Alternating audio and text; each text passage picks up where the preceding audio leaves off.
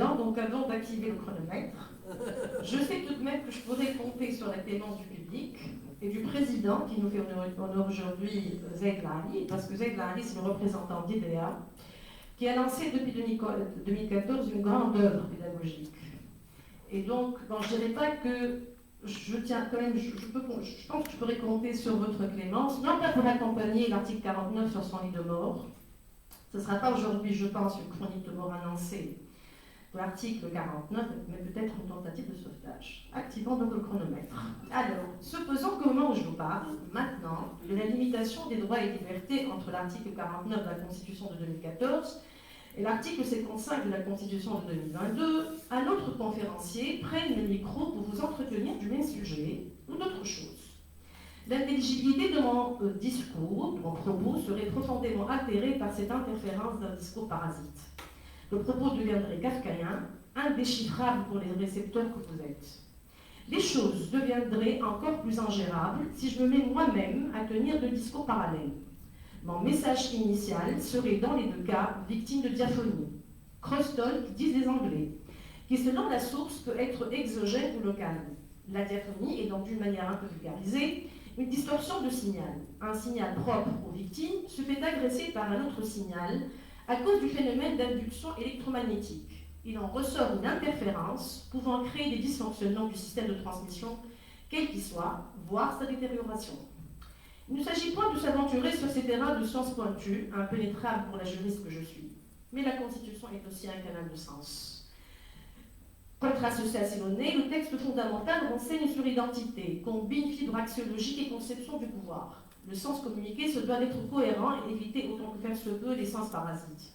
Il arrive certes que le texte constitutionnel, produit d'assemblées constituantes hétéroclites, soit porteur d'ambivalence, voire d'oxymore, le compromis étant souvent difficile à céder. C'est d'ailleurs le cas de la Constitution de 2014, mais ils étaient ornés d'une disposition qui en était une, l'article 49. Comprenant une clause limitative des libertés, cet article a opéré un changement de paradigme en matière d'encadrement des droits et libertés, générait des espoirs quant à sa rationalisation pour un horizon démocratique dégagé. L'enclenchement du nouveau processus constituant en 2022, avec ses turbulences et ses mauvaises surprises, ajoutait le doute sur le sort que le pouvoir en place entendait réserver au chapitre relatif aux droits et libertés et l'article 49, son épine dorsale. Une réplique affadie et édulcorée de ce dernier a d'ailleurs figuré dans le projet de la Constitution publié le 30 juin 2022.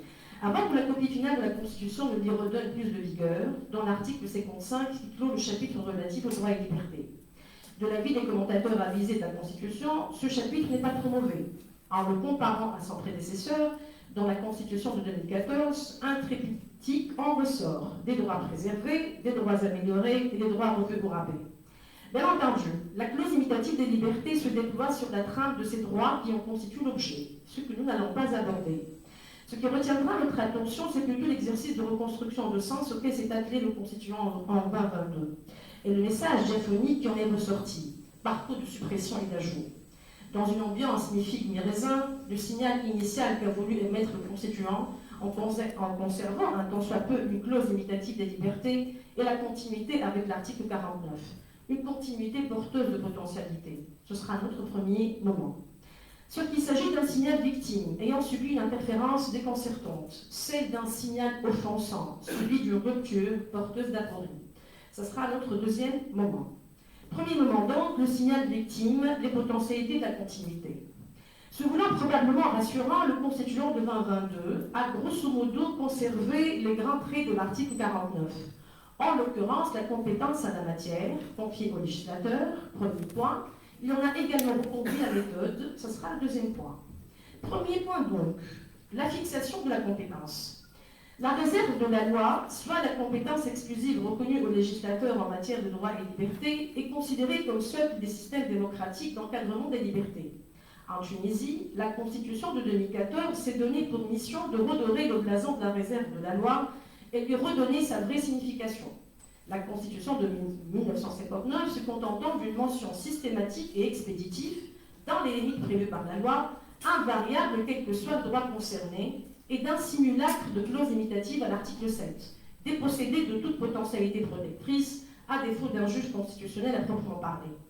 En prévoyant désormais que la loi fixe les restrictions relatives aux droits et libertés garanties par la Constitution et à leur exercice, l'exercice et en encadrant drastiquement sa compétence par une méthode à maillage serré, il y avait dans l'article 49 une rupture avec le modus operandi d'antan, que la structure de l'article 75 a confirmé.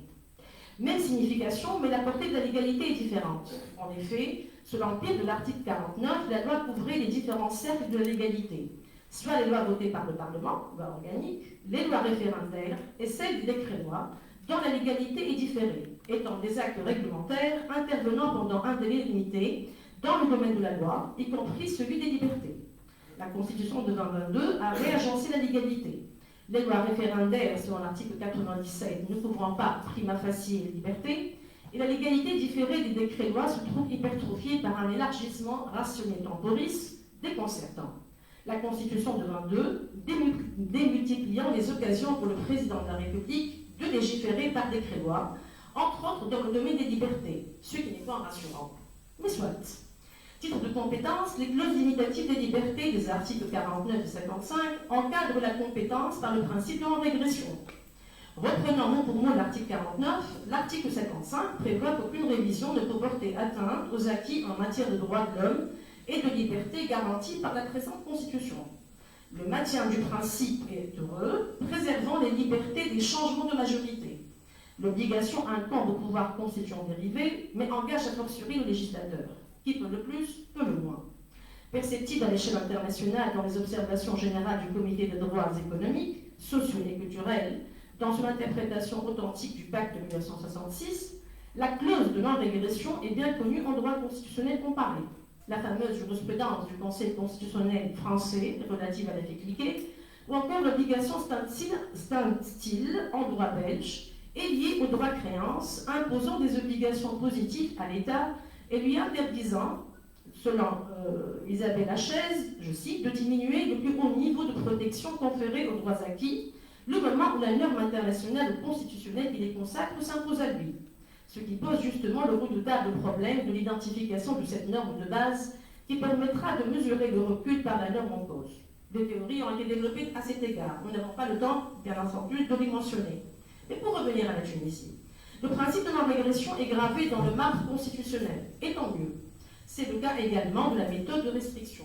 Deuxième point donc, l'ancrage de la méthode.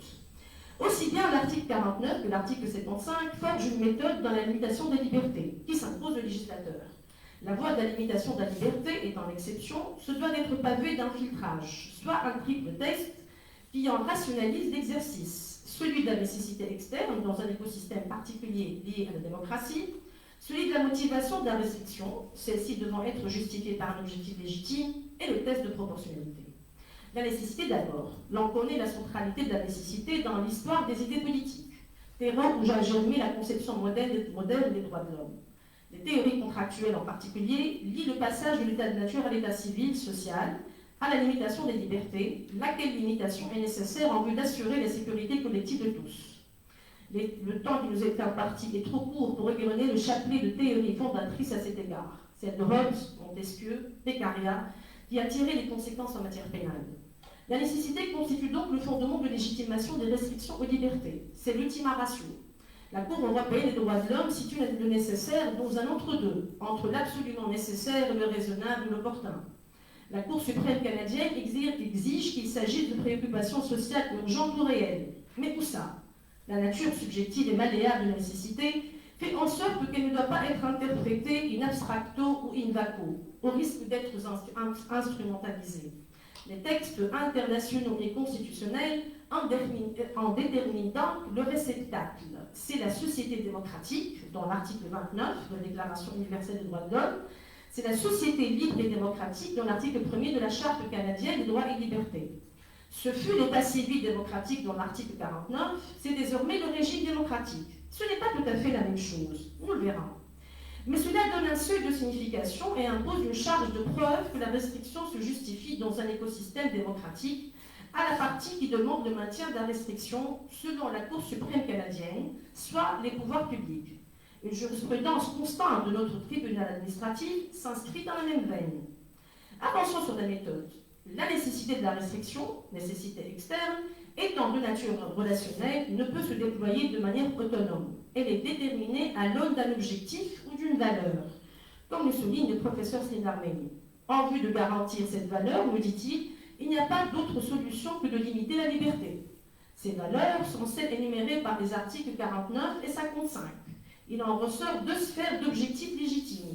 Celle visant l'équilibre entre les droits des individus dans leurs relations intersubjectives, par le renvoi aux droits d'autrui, et la seconde sphère comprenant des objectifs légitimes cherchant l'équilibre entre les droits de l'individu et ceux de la collectivité. Cette seconde sphère couvre, outre la défense nationale, des éléments de la trilogie classique formant l'ordre public que les articles 49 et 55 ont tenu à décomposer. Seulement, et contrairement à l'article 49 qui a consacré toutes les composantes de l'ordre public, matérielles et immatérielles, par le renvoi à la sûreté publique, la santé publique et la moralité publique, l'article 55, on a retranché cette dernière. Nous y reviendrons. En tout état de cause, le chantier de vérification de la légitimité de l'objectif en Tunisie, comme ailleurs du reste, est énorme. La nature concurrentielle des droits complique la vérification des droits d'autrui, la facilité de brandir les motifs de la sûreté publique et de la défense nationale en fait un prétexte aisément mobilisable pour limiter les libertés, et la légitimité inhérente à la préservation de la vie fait du motif de la santé publique un terrain fertile à la restriction des libertés. La pandémie liée à la Covid-19 en offre un exemple éloquent. Ces différents motifs dessinent les contours d'une représentation de l'intérêt général que se font le législateur et les pouvoirs publics de manière générale. À cet égard, le tribunal administratif tunisien, aussi bien dans l'exercice de la compétence consultative qu'en matière de contentieux électoral, notamment, a eu l'occasion de rappeler ses objectifs légitimes en renvoyant à l'ordre public en matière de police administrative et à l'intérêt général en matière de service public. Venons-en maintenant à la troisième épreuve déterminante, à savoir la proportionnalité. Reprenant l'article 49, en améliorant la rédaction, l'article 55 précise, je cite, que les restrictions doivent être justifiées par leur objectif et proportionnelles à leur justification. Cette reconduction maintient la constitution tunisienne dans la whitelist, si on peut ainsi s'exprimer, des constitutions consacrant expressis verbis la proportionnalité, à l'instar de l'article 36 de la Constitution helvétique. Même si la proportionnalité est une méthode juridictionnelle par excellence, faisant aujourd'hui l'objet d'une standardisation. M. Mathias Hartwig a très bien expliqué les 4 étapes, en tout cas en Tunisie et dans les autres systèmes, c'est 3. C'est là, bien entendu, l'aptitude, al-moulay à main, la nécessité, al-varoura qu'on appellerait al-varoura dekhiliya, c'est-à-dire la nécessité de la mesure choisie, et la troisième, c'est la proportionnalité au sens étroit ou, à proprement parler, selon les systèmes. D'ailleurs, sous l'empire de l'article 49, Silham nous en a parlé ce matin, le tribunal administratif a eu l'occasion d'expliciter ces 3 composantes. Dernier élément de la méthodologie est le seuil de la non-atteinte à la substance des droits. Reprenons une composante classique que l'on retrouve dans les constitutions allemandes, suisses et sud-africaines, aussi bien l'article 49 que l'article 75 intime l'ordre législateur de ne pas inverser le rapport entre le droit et la restriction, entre la règle et l'exception, selon la formule consacrée à l'échelle internationale du Comité des droits de l'homme. Le maillage de l'article 55 semble donc serré, et le signal de la continuité avec l'article 49 est bien perceptible. Mais voilà qu'interfère sur le premier signal un autre, pour le moins brouilleur, aigu et perturbateur. Le système de limitation des libertés s'en trouve travesti. Voilà donc notre deuxième moment, le signal offensant, les apories de la rupture. Comme dans les canaux de communication agressés par des signaux incriminés qui déforment le signal propre, les modifications introduites dans l'article 55 et l'appareil conceptuel mobilisé dans la Constitution de 2022 ont généré une interférence de sens assez déconcertante. Ce sera le premier point. Les garde-fous constitutionnels, que l'on pourrait assimiler aux techniques d'isolation acoustique ou phonique, utilisées pour atténuer les effets indésirables de la diaphonie et résorber la nuisance sonore qu'elle génère, ont été neutralisés, réduisant largement leur fonction d'absorbant ou d'amortisseur. Ça sera notre deuxième point. Premier point d'abord, l'interférence des sens. La Constitution de 22 opère par une série de suppressions et d'ajouts qui se neutralisent, aboutissant à des équations à somme nulle. En effet, l'article 55, bif de la liste des objectifs légitimes, la moralité publique, remplace l'état civil démocratique par le régime démocratique. L'état civil a par ailleurs disparu de la nouvelle constitution, emportant avec lui, paradoxalement, le renvoi à l'islam dans l'article 1er, consacrant la liberté de culte et la liberté de conscience à l'article 27, sans les relents oxymoriques de l'article 6 de la Constitution de 2014. Mais une étrange et déconcertante disposition tient désormais une place de choix. Parmi les dispositions générales, c'est l'article 5, inoculant une notion de fiqh dans un texte de droit positif, à savoir maqasid de l'islam ou vocation de l'islam selon une traduction approximative du reste. Force est de reconnaître que le décryptage du message devient une opération hasardeuse par ses parasites du sens. Commençons d'abord par la disparition de la moralité publique. D'aucuns pourraient saluer une telle disparition. Alors, il me reste 5 minutes, donc ce sera impossible de vous lire ce que j'ai rédigé, mais je vais vous expliquer en effet, grosso modo, en effet, le sens, à mon sens, justement, de cette interférence de sens. Alors, la moralité publique d'abord. C'est vrai qu'il est taxé de tous les mots. Al-adab al-'amma. Maintenant, bien entendu, et d'ailleurs, je vous renvoie, il y a des étudiants parmi nous, à Maurice Ouliou, qui parlait justement pour parler de l'ordre public, disait que si la police administrative, institution de protection de l'ordre public, pourchasse les désordres moraux, elle verserait immédiatement dans l'inquisition et dans l'oppression des consciences. Alors, bien entendu, l'adab al-'amma, qui sont liés aux bonnes mœurs, c'est-à-dire l'akhlaq al-hamida, sont largement présentes dans notre système pénal. Je vous renvoie à l'article 226, ainsi de suite. Mais, alors, est-ce que le fait justement de le supprimer est une bonne chose? Faudrait-il s'en réjouir? Bien entendu, il faudrait dire que la moralité publique n'est pas une moralité in vacuo.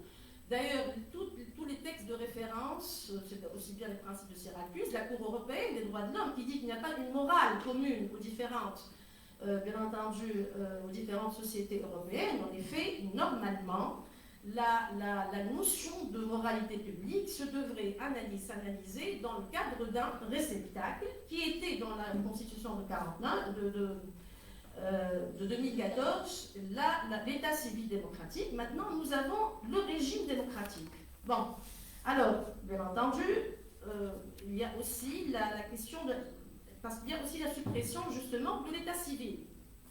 Alors, l'état civil, pour que ça ait un sens, pourquoi est-ce que ça a été mobilisé dans le cadre de la Constitution de 2014? C'était comme un contrepoids, en effet, au référent religieux, parce qu'il y avait l'article 1er.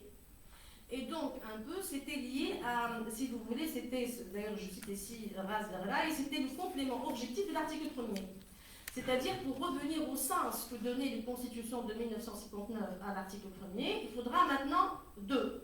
C'est-à-dire qu'il fallait, enfin, sous l'empire de 2014, il fallait l'article 1er qui renvoie à l'islam comme religion d'État, et l'article 2 qui renvoyait au caractère civil de l'État. Et donc, avec la combinaison de l'article 49, qui citait la nécessité dans un État civil démocratique, ça donnait un sens.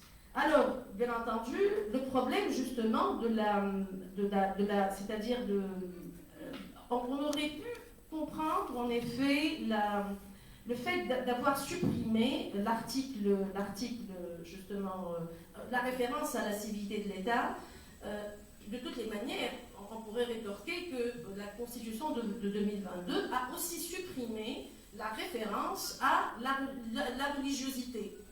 Donc, à l'article 1er, l'islam comme religion d'État. Sauf que, il y a l'article 5. Donc, il y a un problème d'incohérence. Et à la différence, c'est-à-dire, juste pour essayer un peu de comprendre la logique, justement, du constituant de 22, c'est-à-dire, il ôte, en effet, un concept qui fait consensus, qui faisait consensus, pour réintroduire un autre qui pose problème, à savoir qui est emprunté justement au fiqh. Et alors au fiqh, parce que maqas, d'ailleurs il y a un glissement, ce ne sont pas, à vrai dire, ce ne sont pas de maqas, ce sont maqas de sharia à la base, qui est une notion visiblement apparue, je ne suis pas une spécialiste en théologie, j'ai fait un peu de recherche, qui est apparue en effet au IIIe siècle de l'Hégire, pour faire face en effet un peu aux limites, parce que les faux pareils se sont rendus compte que le texte révélés et les hadiths sont limités face à la contingence. Et donc, il fallait trouver, en effet, c'est-à-dire, à la base, c'est une béda'a, ce qu'on appellerait une invention des esprits chagrins. Et d'ailleurs, ça ouvre la boîte de Pandore de l'interprétation, parce que, alors quand on voit, et je pense que c'est une question quand même importante, parce qu'il faudrait l'articuler, oh là là, il faudrait l'articuler avec Maqas, parce que vous allez, c'est Shatibi associé dans l'article 5, c'est Shatibi avec Tashir Ibn Ashur. C'est-à-dire, il y a un problème réel d'interférence de sens. C'est-à-dire, on supprime aussi l'État. Est-ce que le régime démocratique équivaut? Parce que toute la question est, est-ce que le régime démocratique, Ad-Nidam démocratique consacré aujourd'hui à l'article 55, ouvre pour revenir à la question de l'État civil démocratique? Non. A priori, le régime démocratique, en tout cas c'est comme ça que je l'entends, Ad-Nidam démocratique, c'est un ensemble de mécanismes et d'arrangements un peu institutionnel. Oui. Enfin, à mon sens, ça renvoie à la, je pense que Salsabil est d'accord, ça renvoie un peu à la conception schumpeterienne, c'est-à-dire instrumentale de la démocratie liée à la périodicité des élections. Ce n'est pas tout à fait son approche substantielle. Alors, pourquoi aussi, pour revenir à l'état civil, en effet, je ne sais pas si Monsieur le Président, parce qu'il y a toujours martelé, Monsieur le Président, alors si comment introduire, réintroduire Maqasid al-Islam en chargeant justement le texte, l'État devrait exclusivement veiller justement à assurer effectivement donc les 5 Maqasid. Donc tous les pouvoirs publics seront obligés, contraints en effet, d'assurer la conformité de la législation à ces Maqasid, dont, bien entendu, le juge constitutionnel. Et alors qu'il a ôté par ailleurs l'état civil, qui est un concept, et là je dois unir cet ensemble de connaissances à Salsabil, qui a un article de référence en la matière, c'est-à-dire, en effet, Ad-Dawla al-Madani, c'est vrai, bien entendu, on trouve la trace dans la pensée de Rousseau, mais c'est un concept récupéré par la pensée réformiste au XIXe siècle, Mohamed Abdou, qui disait que le renversement justement de l'autorité religieuse est un qalb sultadiniya, est justement un principe fondamental justement de l'islam, c'est-à-dire que le lien a été rompu entre l'État et la religion. Donc il y a un problème de sens. Et donc dernier point, justement, c'est vraiment 2 minutes. Alors la question, c'est ça un peu justement le signal, ce que j'appelle le signal offensant. Et c'est parce que c'est une aporie cet article 5, ça pose un problème, vraiment une contradiction insoluble. Ce qu'a fait aussi le constituant en 22, et c'est le dernier point, c'est par rapport au deuxième moment qui est lié à ce signal agresseur-offenseur, c'est qu'il a neutralisé les amortisseurs. En effet, l'article 49, comme l'article 55, engage un dialogue entre un législateur et un juge constitutionnel, qui va contrôler justement l'application, le respect de cet exercice de compétence. Or, ces deux-là, un législateur affadi, en effet, les députés, avec leur statut très précaire, sont sous l'épée de Damoclès du mandat impératif. Vous pouvez imaginer les envolées démagogiques qui vont, c'est-à-dire, est-ce qu'on peut compter sur un député, selon le mode d'élection actuel, on voit un tout petit peu cette ambiance très festive relative aux élections du deuxième tour, de scrutin de demain, et qu'il y a en effet Sahb el-Wakil, c'est-à-dire qui est vraiment suspendu sur sa tête. Est-ce qu'il pourrait en effet interpréter l'article 55 de manière éclairée? Le doute est permis. Une cour constitutionnelle, ça je pense on l'a vraiment dit et redit, c'est un club de retraités, c'est-à-dire 9 membres en effet en fin de carrière, et c'est-à-dire avec un mandat minimal d'1 an, sans mandat maximal, est-ce qu'ils auront le temps de développer une jurisprudence à l'image justement de la Cour constitutionnelle allemande? En effet, il y a en plus le juge, l'article 49 comme l'article 55 investissent les instances judiciaires, le juge de la mission de protection des libertés. Alors, bien entendu, il va y avoir aujourd'hui cette justice, elle est dans une fonction, ça a été dit, c'est-à-dire un service public, la compétence est liée, et donc est-ce qu'on pourrait compter sur une justice alors qui est aujourd'hui en effet dans un bras de fer très très embêtant avec le pouvoir exécutif? L'indépendance, c'est-à-dire le Qada joue toujours l'arlésienne. Et vous allez me permettre de lire ma petite conclusion, j'y tiens, parce qu'il y a beaucoup de personnel dans tout ça. Alors, en attendant Goudot, justement, une justice indépendante et une cour constitutionnelle éclairée, il nous faudrait vaincre des traumatismes diaphoniques, capitaliser sur les potentialités constructives de la continuité avec l'article 49 et neutraliser les potentialités déstructurantes de la rupture opérée par le nouvel écosystème constitutionnel. Le rôle de l'interprétation est d'essayer de recréer le sens. Comment pousser vers une interprétation du régime démocratique qui en élargit le spectre et permettrait de l'assimiler à l'état civil démocratique? Comment neutraliser l'article 5 en appelant à l'interpréter à l'angle de l'article 55 et non à l'inverse? La question reste ouverte. Mais il nous faudra résister aux avancées à reculons. Elles donnent le tournis, altèrent l'humeur et laissent un goût amer. Voilà 8 ans depuis l'adoption de la Constitution de 2014 que nous autres juristes, avec Léa d'ailleurs, nous sommes attelés à la tâche d'expliquer l'article 49, d'en montrer les vertus et les potentialités. Ce serait bien dommage de se résigner à la régression. Je vous remercie.